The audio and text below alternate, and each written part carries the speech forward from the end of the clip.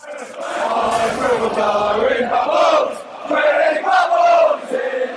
everyone, welcome to West Ham Fan TV, countdown to transfer deadline day. I'm here with transfer sensei, Andy Brassell. Hello mate, nice to... Sensei, I like Sensei, it. yeah, transfer sensei. I want your wisdom. That's what I see. Yeah. Essentially, this is like Karate Kid 5. Yeah, a little bit like that, yeah, a little bit like that. And we're counting all this down for transfer deadline day over on the Ball Street channel. You're going to be there, aren't you? I will be. Deadline day? Yeah. We'll talk about that at the end anyway. Right, so there's a couple of things I want to know because we're not linked with a lot of people, but you know, the papers chuck names at me left, right and centre. A couple we know about, a couple we don't know about. I'm hoping to get your thoughts on some of these. First person that we've been linked with is Emenike. Do you know anything about? Yeah, Emmanuel Emenike is an interesting one. I think he's quite in the mould of where West Ham are already transfer-wise. He's strong enough to hold the ball up, but really he's about pace and running the channels. He's got a good goal record in Turkish football. I think we're going to go elsewhere in Turkish football in a little minute. But it'd be an interesting signing, but he wouldn't be the first on my list because I know who you've got up your sleeve next. Yeah, of course, yeah. If I can go back into him a little bit, because I feel that's something we're lacking is that, you know, that workmanship up front. Yeah, we're a bit static sometimes up front. Enna done quite well last week.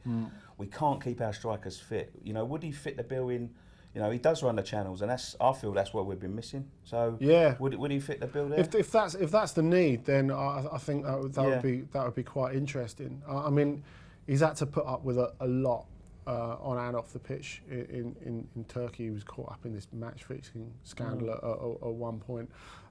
So he's been tough to get through that. I think physically he would certainly adapt pretty quickly to the Premier League. And one thing that you have to underline about Turkish football, and I know we think of English football as a pretty rare beast, defenders get away with all sorts in Turkey. So I don't think there's too much physical attention that would really surprise Emenike. Surprise him, yeah. That's great. Thanks for that. Next name on our list before we get to the big one, Gökhan Töre. Now there's someone I've been looking at a little bit since we've been linked with him. He looks big. He looks strong. He looks a bit like a less technical Payet to me in the way that he's got the power in his legs. He's got good upper body strength. Do you think he'd be built for the Premier League? Think he'd do well for us? Well, of course, he's like, English football's not completely alien to him because he came through the system at Chelsea before he went off to Hamburg and ended up in Turkey. He's hitting that period of his career where he really needs to prove how good he is. In little bits, we've seen it. Besiktas won't be able to resist a big offer. I don't think that's any secret. But I think what's really good about Töre is he's nice and adaptable. That you can play him in a number of forward positions. You can get to the line and send it across as well. And again, he's got that little bit of pace. I think that makes him interesting. He's got good experience of football in quite a few different countries. He's really reached maturity in the last year and a half, 2 years. Excellent. You said there about they wouldn't be able to attempt to what do you call to resist the big offer. We resist the big offer. They have said to us that come back in the summer. You know, would an extra €1 million or two secure it now? I think it'd be more than that. I mean, the thing is, Premier League clubs, all Premier League clubs, are in this position at the moment where they can just blow anyone out of the water. They can pay previously unattainable buyout clauses. They can do whatever they want. But of course, the whole of the rest of Europe knows that. So what they are really saying is, you know, it'd be great if they could hold on to him. Besiktas really want to win the title this year, and they're in a good position to do so. So it would be ideal if they could hold on to him. But you know, they're also saying, you're an English club, show us the money. Yeah, that seems to be the thing at the moment, doesn't it? There's no getting away from that. No, there is no getting away from that. Right, big one. There's rumours that he's coming. He's here and he's doing medicals and whatnot. Yilmaz from Galatasaray. Yeah. Talk us a little bit about him. Burak Yilmaz would be an absolute no-brainer if you can get him. I think his pedigree is extraordinary. You look at the amount of goals that he scored in the Turkish Super League. Again, we go back to that point of that he can handle physical attention. He kind of divides opinion in Turkey, because there are some people who think, well, he just scores goals. That's all he does. I think that's not quite true. He contributes a little bit more to the team, and what really helped him is, if we go back to sort of 2014, when they got in Wesley Sneijder and Didier Drogba. Before that, the whole Galatasaray team, which was very, very attacking, was set to help Burak score. And then, when he came in and had Drogba playing alongside him and Sneijder behind him, he had to work out to be a bit more intuitive, to be a bit less selfish in terms of team play, to be a bit more 1-2 touch. And fair enough, he can't change completely what he is, but he's developed. And so he's got that sort of experience at the age of 30, that he knows how to play in a few different systems. And all the time, he's kept his goal scoring record up. He's got that little turn of pace as well. He makes excellent, intelligent runs off the shoulder of the defender. The sort of price they're looking at as well, because he is one of Galatasaray's highest earners. The fee being talked about is about £5 million. For that money, you've got to do the deal. You just have to do the deal. You have to take that gamble. In terms of the stuff I've seen of him, I've looked at his record, goal scoring record. He looks a little bit like he plays off the shoulder of the big man. Do you know what I mean? Which is funny, because he's 6'2". Yeah, but he really does. I know, but he doesn't look that sort of. He's quite big, but he looks a natural poacher. Yeah, and he looks like he feeds off a lot of knockdowns. With West Ham not playing two strikers, does he fit that sort of mould, or can he do it up on his own? Would you feel like he can do that up on his own? Well, yeah, I think you have to look at the quality of service that's around him. He's going to make the runs, I would say, that make passes from key passes into goals. Yeah. Because he is such a good finisher with both feet, and he's far improved in the air compared to what he used to be as well. I think if you're looking for him to soak up punishment, Andy Carroll style, that's a bit more complicated. That's not really his game. But I think with the sort of players that West Ham have in midfield and around him, they would create plenty of chances. And there's no way you're going to stop him scoring goals. Yeah. Also, as well, one more question about Yilmaz, because it does look like we're looking for backup strikers. Would he be able to step in and become our, would he be able to become our first choice?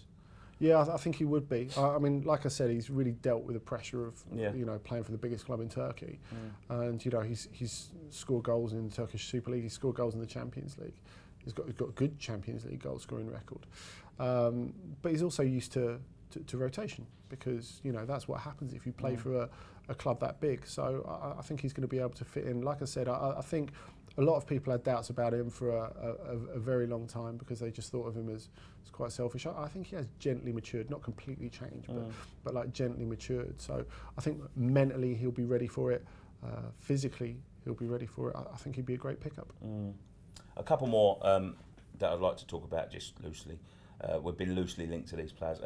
Obviously, an ex-West Ham player, Demba Ba. You've said you met him before off camera, and he's a nice guy.